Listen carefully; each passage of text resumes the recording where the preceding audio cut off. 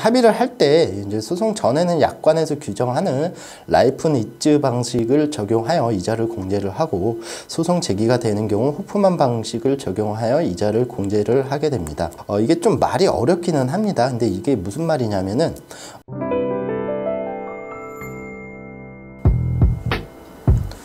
예, 안녕하십니까. 부부손해사정사입니다. 내용 보시면서 도움이 되셨다면은 좋아요, 구독 부탁드리도록 하겠습니다. 이번에 이제 금융감독원에서 자동차 보험과 관련해서 개정안을 발표를 했는데요. 주된 내용은 이제 경상 환자, 이른바 이제 나이롱 환자에게 이제 지급되는 과다한 치료비를 개선하기 위함입니다.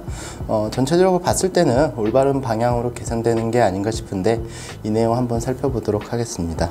첫 번째는 경상 환자 치료비가 운전자 과실만큼 지급된다인데요. 현행 자동차 손해배상보장법에서는 과실이 9대 1이라고 하더라도 90%의 과실이 있는 사람이 치료비에 대하여 전액 보상을 하도록 규정을 하고 있고, 약관에서도 마찬가지로 동일하게 이제 규정을 하고 있는데요. 이를 이제 개정하겠다는 겁니다.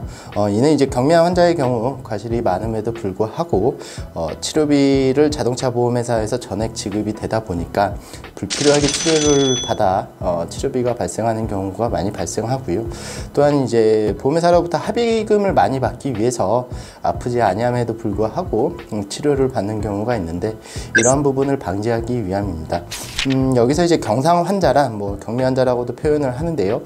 상해 급수가 12급에서 14급의 환자를 말합니다. 보통 이제 경미한 교통사고의 경우 척추 염자나 관절 부분의 염자의 진단을 받게 되는데, 대부분 12급에서 14급에 해당하는 진단명입니다.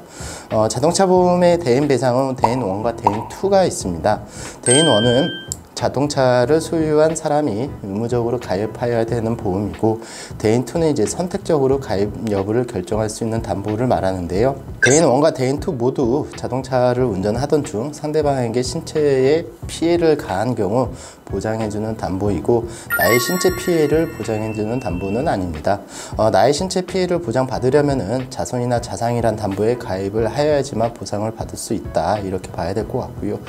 대인 2를 가입하는 이유는 대인 1의 이제 보장 범위가 한도가 정해져 있어가지고, 대인 1의 한도가 초과가 된다면은 가해자가 이제 본인의 돈으로 피해자에게 손해를 배상을 해줘야 되는데, 이러한 부분을 이제 방지하기 위해서 대인 2라는 보험에 가입을 하게 된다, 이렇게 보셔야 될 것 같습니다. 이처럼 이제 경상 환자의 치료비 중 대인 1을 초과하는 치료비에 대하여 상대방 보험회사에서 모두 지급하는 것이 아니라 대인 1까지만 상대방 보험회사에서 지급을 하고, 대인 1 한도를 초과하는 치료비는 자기 과실만큼 경상 환자가 가입한 보험의 자손 및 자성으로 처리를 하거나, 보험이 없다라면 경상 환자가 본인의 주머니에서 치료비를 부담을 해야 된다, 이렇게 개선을 하겠다라고 이제 발표를 했고요. 그러나 이제 경상 환자라고 하더라도 보행자 및 이륜차, 자전거를 타던 중 발생한 사고에 대해서는 적용하지 않겠다, 이렇게 하고 있는데요. 일반적으로 보면 이제 보행자나 이륜차 같은 경우는 자동차 안에 있는 게 아니고 직접적으로 이제 차량과 부딪히기 때문에 상당히 크게 사고가 발생할 수 있어서 이 부분을 반영하지 않았나 싶고요. 이러한 제도는 2023년 1월부터 시행될 예정입니다.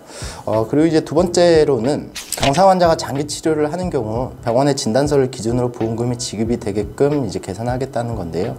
대부분의 이제 경상 환자는 진단서상 진단 주수가 3주 이하입니다. 그런데 이러한 환자들이 과도하게 보험회사에게 합의금을 받기 위하여 아프지 않음에도 불구하고 병원에 가서 치료를 받는 경우가 종종 있는데요. 이를 방지하기 위하여 경상 환자가 4주를 초과한 치료를 시행하는 경우에는 진단서 제출을 의무화하도록 하는데요. 즉 4주까지는 기본적으로 보장을 해주되, 그 이상은 진단서상 진료 기간에 따라 치료비를 지급하도록 하여 불필요한 치료를 막는 것인데, 이는 2023년 1월부터 시행된다고 합니다. 근데 취지는 굉장히 좋은데 사각지대도 존재를 합니다. 길 걷다가 차량에 부딪혀 날아가는 경우가 굉장히 크게 다치는 경우가 많이 있는데, 이 사람이 이제 통뼈라서 뼈에 골절이 없거나 이렇게 되는 경우에는 서류적으로는 경상 환자가 될 가능성이 매우 높습니다. 이런 사람들의 경우에는 겉으로는 멀쩡하지만 지속적인 통증, 뭐 쉽게 말해서 이제 골병 든다고 하죠. 이런 분들의 경우에는 사각지대에 놓일 가능성이 상당히 높기 때문에 추후 이 부분에 대해서 민원제기나 뭐 분쟁이 많이 발생할 가능성이 좀 높아 보이고요.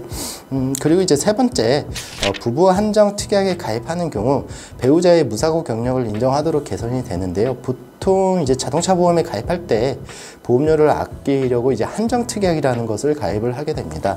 이 한정특약이라는 게 뭐냐면은 지정되어 있는 사람이 아니라 다른 사람이 운전하다가 사고가 발생한 경우 보험 처리를 받을 수 없는 것을 말하는데요. 부부 한정특약이란 부부가 운전한 경우에만 보험에서 보장을 해주는 것을 말합니다. 이처럼 이제 부부 한정특약에 가입되는 경우 부부가 같이 차량을 운전하게 되는데 배우자가 이제 별도의 자동차 보험을 가입하는 경우도 따로 있단 말이죠. 본인의 차량을 하나 더 사가지고 이런 경우 이제 그 무사고 기간을 인정해 주어 새로운 자동차 보험 가입 시에 보험료를 낮게 책정할 수 있도록 하는 겁니다. 이거는 이제 뭐 소비자에게 유리하게 개선이 된다 이렇게 보시면 될 것 같고요. 이는 이제 2022년 1월부터 시행을 한다고 합니다. 그리고 네 번째로 이제 자동차 사고로 사망하거나 후유장애가 발생한 경우 보험회사에게 그로 인한 소득 감소액에 대해서 이제 합의를 하게 되는데요. 합의를 할 때 이제 소송 전에는 약관에서 규정하는 라이프 니츠 방식을 적용하여 이자를 공제를 하고 소송 제기가 되는 경우 호프만 방식을 적용하여 이자를 공제를 하게 됩니다. 이게 좀 말이 어렵기는 합니다. 근데 이게 무슨 말이냐면은 앞으로 우리가 이제 65세까지 일을 할 수 있다고 쳐요. 근데 만약에 사망했을 때는 그 사람이 65세까지 일할 수 있는 소득의 감소 부분을 이제 보험회사와 이제 합의를 하게 되는데 이거를 이제 매년 받는 게 아니라 일시금으로 이제 땡겨서 지급을 받게 됩니다. 근데 일시금으로 땡겨서 받을 때는 이자를 공제하게 되는데요. 그런데 이제 라이프 니츠 방식이 호프만 방식보다 더 많은 이자를 공제하게 되어 피해자는 동일한 조건이라는 하에 이자 공제 방식 때문에 소송을 가지 않는 경우 더 적은 합의금을 받을 수밖에 없습니다. 이를 이제 법원의 기준과 동일하게 적용하도록 개선하겠다고 하는데요. 이는 2022년 1월부터 시행을 한다고 합니다. 그리고 다섯 번째로 남자의 경우 군대 복무 중 혹은 군대 가기 전 자동차 사고가 발생하는 경우 복무 기간 동안에는 병사급여인 약 40만 원을 상실소득액으로 인정하여 합의를 하였는데요. 이를 일용 근로자 임금을 기준으로 하여 산정하도록 개선이 되었습니다. 뭐 남자 입장에서는 가기 싫은 군대를 가는 것도 억울한데 그 기간 동안 책정되는 상실 수익액도 적게 되는 불합리성을 이제 개선하기 위함인데요.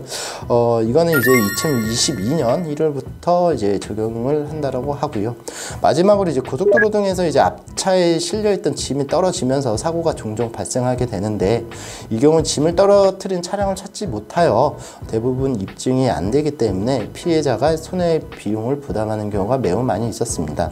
이를 개선하기 위해서 차량 낙하물 사고의 경우 정보보장 사업 대상에 추가하여 가해 차량인 낙하물 차량을 찾을 수 없는 경우에도 정보보장 사업으로 최소한의 손해를 보상받을 수 있도록 이제 개선을 하겠다는 건데요. 이러한 정보보장 사업이란 가해 차량인 무보험이나 뺑소니 차량인 경우 피해자는 가해자로부터 보상을 못 받는 그런 상황이 발생할 수가 있는데요. 이를 국가에서 지원해주는 사업을 말합니다. 차량 낙하물 사고 역시 추가하여 피해자를 보호할 수 있도록 개선이 되는데요. 이는 2022년 1월부터 적용한다고 합니다. 자동차 보험 개선안과 관련하여 주요 개정안에 대해서 제가 준비한 내용은 여기까지였고요. 뭐 전체적으로 봤을 때에는 뭐 좀 올바른 방향으로 가는 게 아닌가라는 생각이 듭니다. 끝까지 시청해 주셔서 감사합니다.